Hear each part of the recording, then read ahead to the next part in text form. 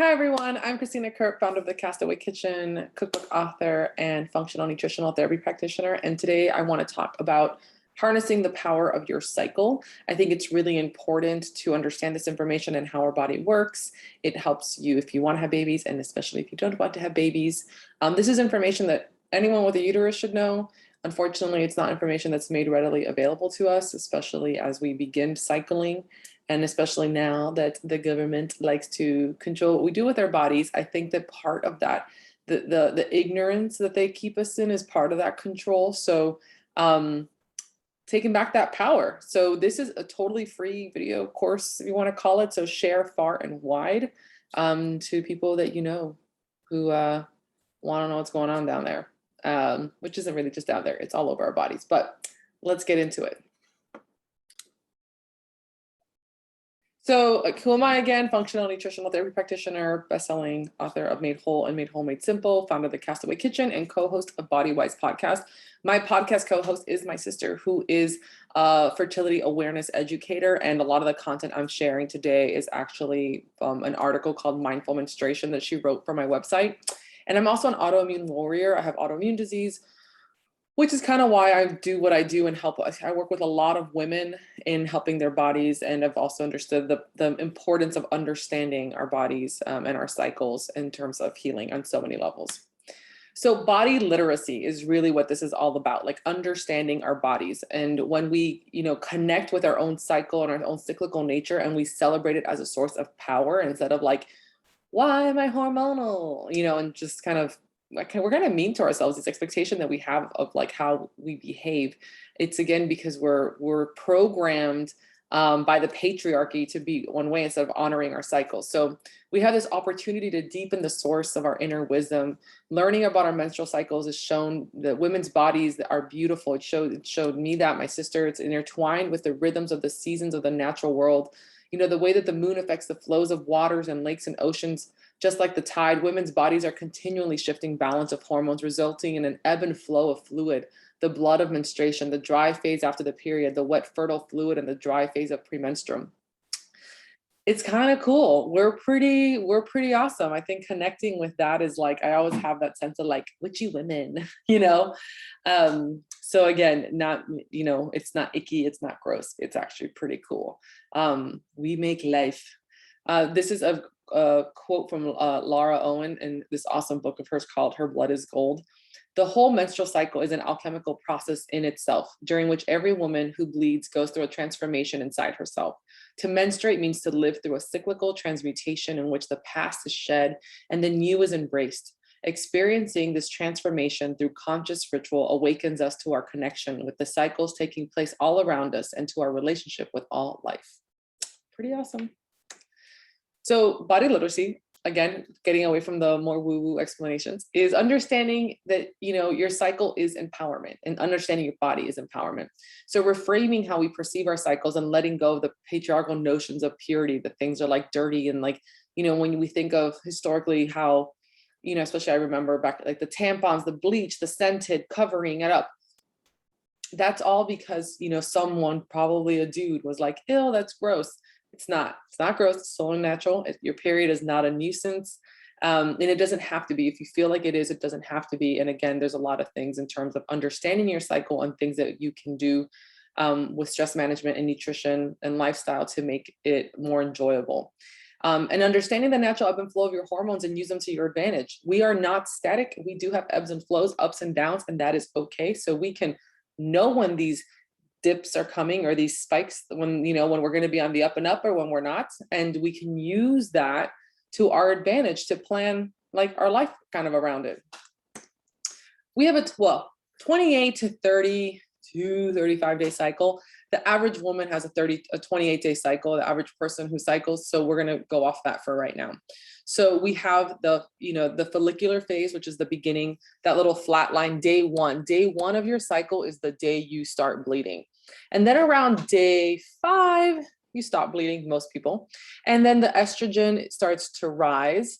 And then you have this big spike in the middle of the luteinizing hormone along with estrogen. That is ovulation. That window, those days, that's when you're fertile.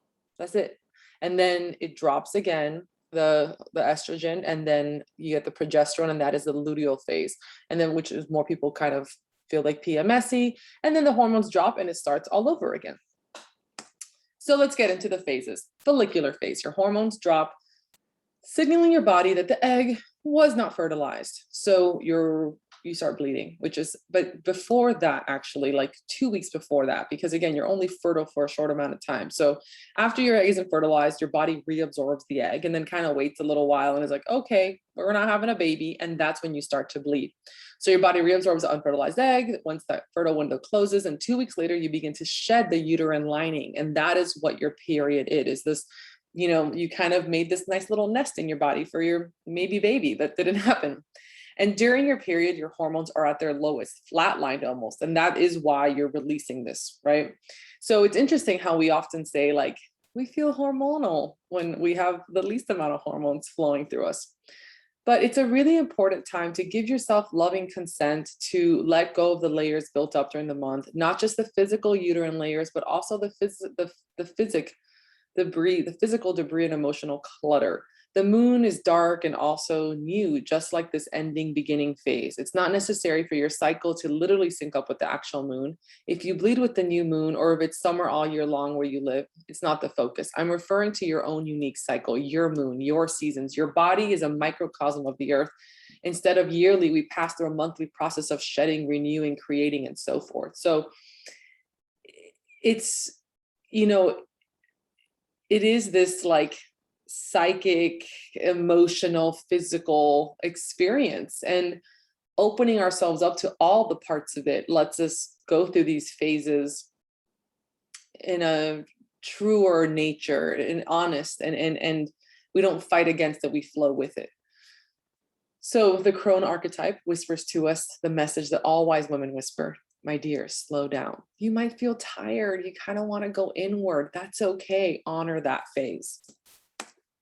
So then we have the second phase of the follicular phase. So once your bleeding has stopped, your estrogen is on the rise. So after the shedding the uterine lining, our hormones begin to climb again. This rise in estrogen has us feeling pretty good.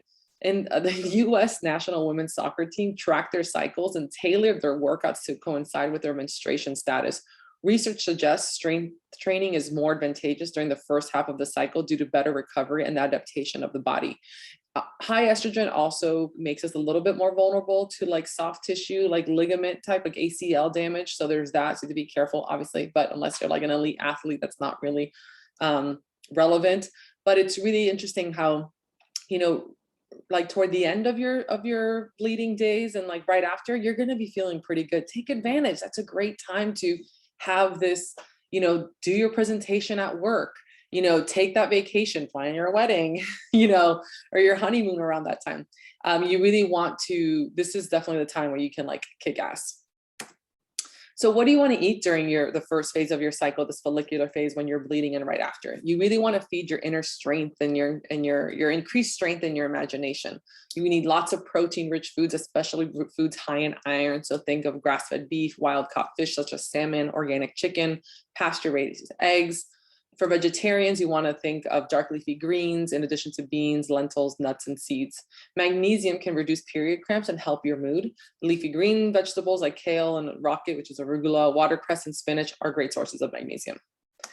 So the fertile phase, right? So once we see that, remember that in the chart, we have that luteinizing hormone spike, and the estrogen raises, right? Estrogen continues to rise through day 15, and we see this drastic peak in luteinizing hormone. There are roughly 5 days a month that you can conceive right around ovulation. Men, however, are fertile 24/7. So why are we the ones on birth control? Riddle me that. Conversation for another day.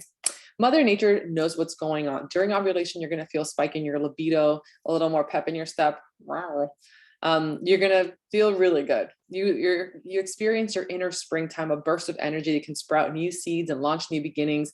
You may experience greater determination, ambition, concentration, and be able to achieve more in your work. It's a great time for starting new projects, brainstorming ideas, meeting new people. The moon is a waxing crescent that grows brighter each day. Physical energy increases, and emotionally, you may feel outgoing, playful, revitalized, and upbeat. Socialize, exercise, dance, walk, take pleasure in your body and the world around you.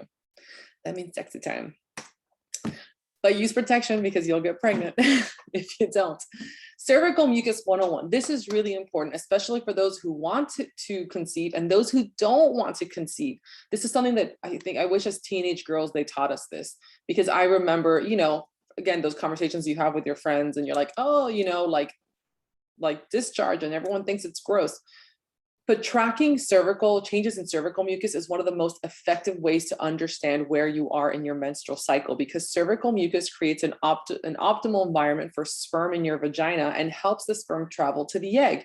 Documenting changes in consistency and appearance each month can reveal when you have the highest or lowest chance of getting pregnant, or when cervical mucus makes it easier or harder for sperm to travel through the fallopian tube.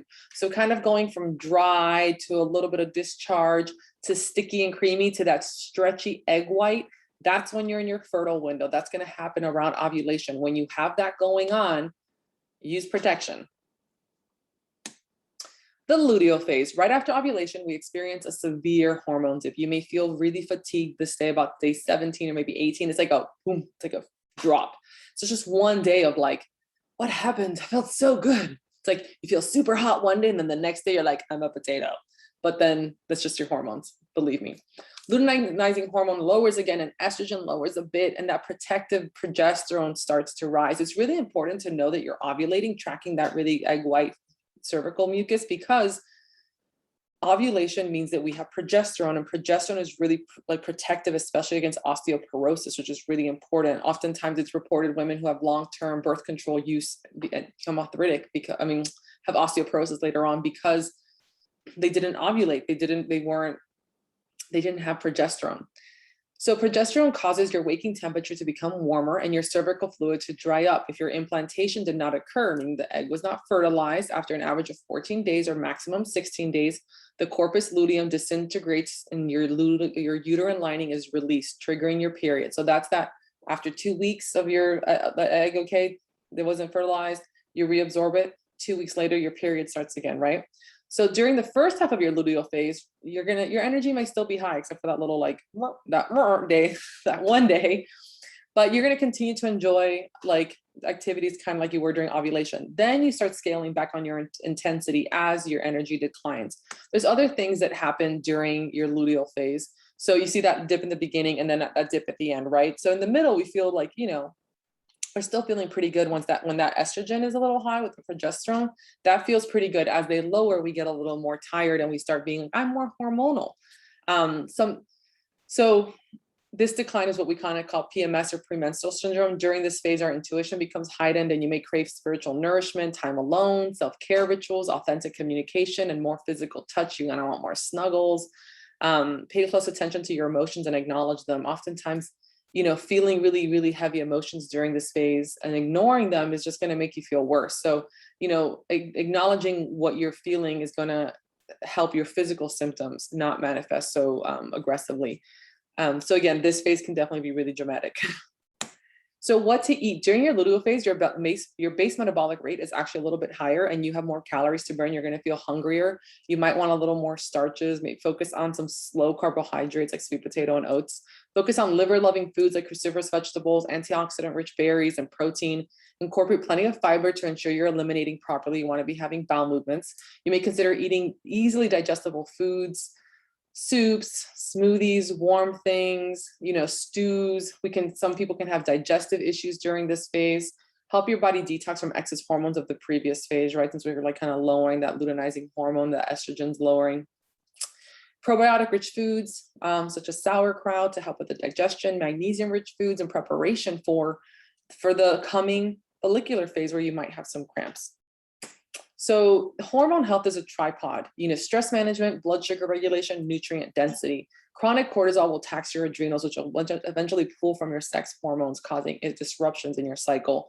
Stress impacts blood sugar regulation. Blood sugar regulation impacts insulin, which again is going to impact your cycle. So blood sugar regulation is the next leg of the tripod. Insulin is a master hormone. Think of it as like a mob boss of hormones. You want to make sure that it's even keel. You're not having spikes and dips. So focus on slow carbs, limit sugar intake, remain active, and being active and doing resistance training really helps with insulin sensitivity. because you don't want insulin sensitivity. You want insulin sensitivity because insulin resistance can cause PCOS and other hormone issues. Nutrient density, quality animal proteins, like especially wild caught fish, omega-3, healthy fats like grass-fed butter, nuts, seeds, and avocado. And then again, slow carbs like sweet potato, oats, and brown rice. You want really whole foods, nutrient dense, lots of colors on your plate. So that is how you harness the power of your cycle. I hope this quick little tour of your period was helpful. And I hope you share this with any young women you know, especially those who are starting the cycle. We will be putting out more information, a more in-depth course. I just wanted to get this out quick, but I know that, you know, the more we know, the more power we have over our bodies and the more confident we feel in ourselves. And it's not just for self-confidence, but confidence in our sexuality, in our sex life, and taking power. We are not just like bystanders, tourists in our sex life. We are in charge of it and in what happens to our body. And when we fully understand that, it's really empowering, man. So if you have any questions, you can drop them in the comments or find me at the Castaway Kitchen or my sister at Laura Mar Body Wise or Body Coach. But again, any questions you have, I can get them to her as well. And she will be coming out with a more in-depth course on cervical mucus and like cycle tracking specifically for birth control. So stay tuned for that. All right, guys, you've got this. Love you.